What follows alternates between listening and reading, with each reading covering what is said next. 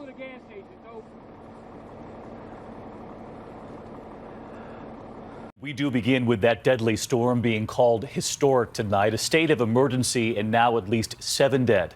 And this evening, the urgent call to action, the National Guard, those Humvees moving in, drivers trapped for hours being rescued, and images overnight, this pregnant woman carried to safety.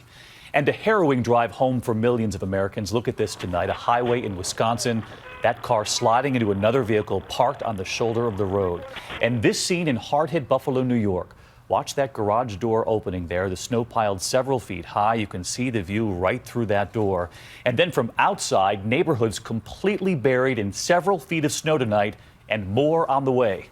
Meteorologist Ginger Z is standing by with the forecast, but we begin with ABC's Gio Benitez in the storm zone for us again tonight. After a monster storm that left the Great Lakes from New York to Michigan buried, millions are digging out. How long do you think this is going to take you to shovel out? Well, not long, because I'm not going to do it too much longer.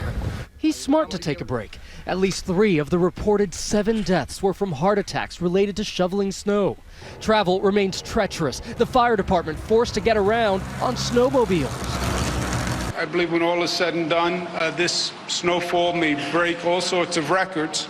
New York's governor calling in more than 200 National Guardsmen to remove snow, direct traffic, and rescue the hundreds of stranded people from area highways. All finally safe tonight, including the Niagara University women's basketball team. They melted snow to drink and posted long-face selfies calling for help. Caitlin Battaglia was also stuck on the highway for more than 30 hours. No food, no water. We're literally surrounded by about 4 to 5 feet of snow. Overnight, firefighters rescuing a woman in labor at the height of the storm, carrying her 6 blocks from the ambulance to the hospital. And this little wonder born inside a firehouse. Baby Lucy weighing in at 6 pounds, 2 ounces. Across this region, so many opening their doors to sites like this. Snow piled high, breaking in. That's Courtney Berry's door. Winter knocked and let itself in. Yeah.